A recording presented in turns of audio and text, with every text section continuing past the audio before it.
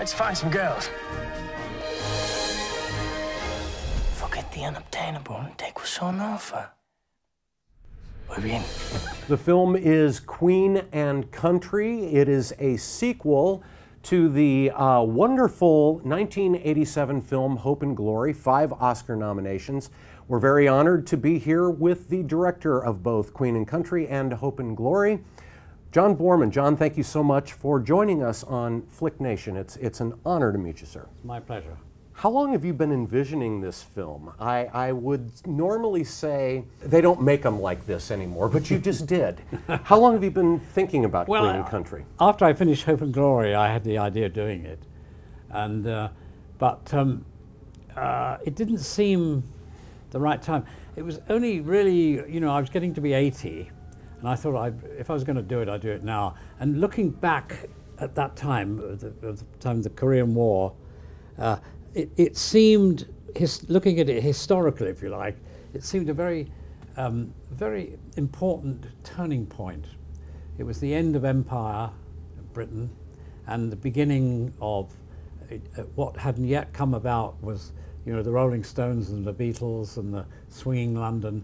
The transformation was enormous, and it was at that critical point where everything changed. And in the film, you see that the older soldiers who'd been in the war were hanging on to the idea of Imperial Britain, and we, the younger ones, could see that it was all going to change and it was going to be a different world. It's got to be very interesting not only to revisit a time in your personal history. Tell me about the experience of revisiting a cinematic world that you created nearly 30 years ago. There's a kind of betrayal involved here, because Hope and Glory was based on my memories as a child, what I remember from the Blitz, and now those memories have disappeared. I can only remember the film, and I suspect the same thing will happen with this one, because again, it's derived from my sitting down and remembering all the vivid incidents and characters, and then weaving them into a pattern. I mean, the relationship between memory and imagination is quite mysterious. I mean, whenever we tell a story about something in our past, we're applying imagination to something that occurred, and that's the process of making this film. Well, sometimes memory has a way of romanticizing the past. Sometimes memory can make the past seem maybe more painful than it was. But I find it very encouraging that you explored this with the same lightness that we felt in the first movie, that you were telling us it's okay to revisit this romantic. You don't have to be embarrassed by this romantic time in your life. Yeah, and I think, given the gap in time, I could be, I even had the courage to depict my first sexual experience, which was disastrous. So was mine. So I don't think I could have, I had that courage if I'd made it right after Hope and Glory. Yeah, there's a moment in this film that I will never forget, and I watched it several times in preparing for this interview, and it's the moment in the theater. I'm not going to give it away to our viewers who have not seen the film yet, but it is a very romantic moment, and I felt that it was quite brave of you to depict it the way that you did, but I have to say that I think that is how we remember a specific moment like that, when our heart literally changes over the course of maybe 1 second. In every sequence when I was writing it and when I was shooting it, I would ask myself, is it truthful? Is it true? And that was, Ingmar Bergman, I was with him once, and he was asked what he was really looking for when he was shooting a scene, and he said, I'm not trying to make it real, but I'm trying to make it alive. Yes. And I've always kept that in mind, make it live. Well, it's certainly, both films, so alive. And do you feel that it's Would you like for people to be watching these films back to back? They certainly stand on their own, but do you feel that the experience is going to be richer for the viewer to see both films back to back? Yes, I think Queen and Country stands alone, but put them together, and I think it has a lot of resonance. For instance, at the end of Hope and Glory, my sister has a baby at 17, marries the Canadian soldier, and goes to Canada. And in Queen and Country, she comes back after a number, 7 or 8 years. She comes back, and she has really doesn't intend to go back to her husband. And you know, she comes for a holiday, but it turns out that she's not going to go back, and she causes the same sort of havoc as she did in Hope and Glory. So it was, you know, it's tempting to go on, really. But if I was younger, I think I might have a go at the next bit. I'd like to have done a story about my relationship with Lee Marvin, because that was an extraordinary thing. We met point blank, and I learned a lot from him, but also about the whole way of making films in Hollywood. You know, it was a, but you know, autobiography is not a very much used genre, is it, in films? You don't see it too often anymore, and you certainly don't see it approached the way that you did here. The tendency in really both films would be to try to make some sort of huge statement, maybe about war. And perhaps the most refreshing thing about Hope and Glory and Queen and Country as well is the fact that you are seeing this world, this milieu, through the eyes of first an 8-year-old and the second an 18-year-old. Yes. Yeah, and you feel the great events are occurring, but off screen. Right. And it also helps the humor a great deal. When you've got army without combat, the rules and regulations and all the petty restrictions and things look even more absurd.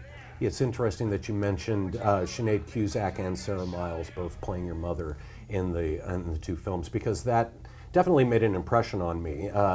Both films are cast mostly with lesser-known British actors and actresses, and yet both Sarah and Sinead have a long history, bring a lot of gravitas, and I felt that you potentially were looking for that. Yes, for your mother's character. David Thewlis is fabulous in Queen and Country. He, as always, he is. And I thought that character was particularly important to what you were trying to accomplish with Queen and Country. He was, of course, the stickler for obeying every rule, and it became clear that if you obey every rule, if you stick to every single rule and regulation, that the army grinds to a halt. It can only function by breaking the rules, and he is the perfect soldier in the sense that he just does everything according to the book. And later on we discover why. But he was so much like the character he's based on that every time he came on the set, I had this little frisson of fear. Thewlis is one of those actors who can occupy characters, actually, you know, steal their soul and take them over. He's monstrous as an actor. He can disappear into a role. He was fabulous. The main character of Bill certainly does affect change within the story that we see here. He affects change within sort of an approach to the idea of military. Do you feel that our ideas about serving in the military were different then than maybe they are now? There's a difference between conscription and a voluntary force. I mean, if you volunteer to go in the army, you deserve what you get. If you're forced to go in, then you have the right, I think, to try to avoid as much trouble as you possibly can. You know, there's the character of the skiver in the story. You know, he says, you know, the object of army training is to brainwash you so that when you if you're told to get out of the trench and walk towards a machine gun that's shooting at you, you do it. Whereas a skiver will find a reason to stay in the trench. He says you have to be very brave to be that cowardly. It occurred to me while I was watching Queen and Country that perhaps the title was a bit of a metaphor for who Bill's real Queen and Country were. It seems as though for him the Queen was Ophelia, his first love, and that his country was his family. Was that something that on the river there, occurred to you? Yeah. Yes, I think that was. Yes, that was so. It was, of course, the class system was so rigid at that time that it was impossible for a lower middle class boy to have a relationship with an aristocratic girl. He was ready to have his heart broken. He was, and she supplied it for him. There's always one waiting there to do that. I'm here to tell you, I think we can all attest to that.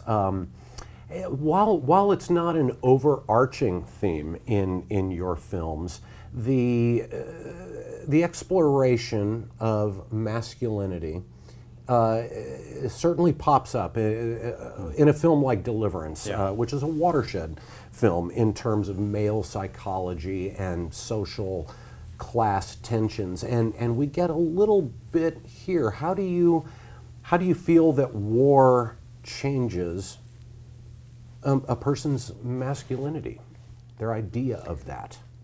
Well, it's certainly combat is, I think, shatters masculinity rather than enhances it. And I think in any situation, we had it in Deliverance, in any situation where there are men without women, men behave badly. And women modify our behavior. And when you take them out of it in an army situation or, you know, 4 guys going down a river, they start to behave really, really badly. Right. Well, you certainly see that in Deliverance. I, of course, watched the film again. It's one of my all-time favorite movies. It's been a number of years since I saw it, and I watched the director's commentary, and I was just astounded at the challenges that went into making that film. We so often think of a huge classic like that as almost a preordained thing, and then you watch and you see it from that perspective. You were all proving yourselves. You were all dealing with a Hollywood system that was not quite sure about that film. And is that something that you've dealt with? What happened was that I'd written a script, and they approved the script, and then we started pre-production and tried casting and so forth. And Warner's suddenly discovered that there'd never been a film without women in it that had made a lot of money. So they lost confidence in the film. And they expressed this lack of confidence by making me cut the budget continuously. They kept chipping away, and if you want to do it, you've got to get more money out of it. And we pared everything down, and finally the only thing I could think of losing was I had intended to use dueling banjos as a theme, and I had money in for an orchestra and a composer, so I chopped them out, took 2 musicians into a studio for 2 hours and did variations on the dueling banjos, and that became the score, and probably it was more successful than if I had orchestrated the whole thing. So often that, you know, necessity is indeed the mother of invention. And I saw it a couple of years ago, and I was surprised at how well it stands up. There's not much of the modern world in it, so it doesn't seem to age very much. I absolutely agree. It sits outside of any reality that we even remember from the 1960s or now. It's It's such a singular work and just a masterpiece. You know what? It's sort of entered the culture in some sort of way. You know, like Squeal Like a Pig is a. Yes. And the other day, someone sent me a T-shirt of the Peanut characters, and there's two. They're in a canoe, and one of them says, "Paddle faster, I hear banjo." Oh no! Now, that's if you haven't seen the film, if you didn't know about the film, that's very obscure, because you know, the notion of the banjo being the harbinger of danger. And yet it was Yes, many times was, yeah. in the film. And of course that scene that we like to remember with a dash of humor is anything but humorous in the film. In fact, that long shot that you were describing, maybe 5 minutes, where the four are always in the shot and they're sort of jockeying for position, and you're talking about each of the actors having 10 to 15 bits of business that they had to do, whether they were speaking or not. That's filmmaking class. I mean, that is really, that's an amazing look at how you structure a film narrative. Nearly a whole day to rehearse that. Yes. That sequence. Well, in Queen and Country, movies do come into play. They go to see the film Rashomon. They discuss that. At another point, they're discussing Sunset Boulevard. They're discussing Casablanca. Was that a way for you to sort of anchor Queen and Country in a certain time period? Well, those were the films that were they were seeing at that time. They were the ones that were on the local theatre. Strangers on a Train was another one, the Hitchcock picture. And I remember so vividly when I saw Rashomon, because it was such a extraordinary concept of seeing the same incident repeated in different ways and seen in different ways. It was I was fascinated by it, and of course I was living on the River Thames at Shepperton, where are those film studios, and I used to see film units working from time to time, and I had this romantic idea when I was 16. I applied to all the studios. I wanted to be a clapper loader, which is the very bottom of the pile of a film career. You know, the guy does the clapper and loads the film into the camera. I got turned down by all the studios, so I had to become a director instead. Well, we're very, very thankful for that. John, Queen and Country is a spectacular movie, and we would love to see a third in this series. Are you considering it? Well, you remember the last shot of the film is of a camera, wind-up camera, which stops, and that was my way of indicating that my career had ended, which I think it probably has. I don't know whether I can do any more. Sir, it's been one of the most extraordinary careers in film history, and it's again, it's a great honor to have you with us on Flick Nation. We wish you the best, and we will be letting our audience know that Queen and Country is an absolute must-see all year long. We wish you the best, sir. Thank you so much. I really appreciate that. This is your guide to hygiene in Korea. The doc said, so don't ruin your life for 10 minutes of pleasure. Any questions? And one lad said, yes, sir.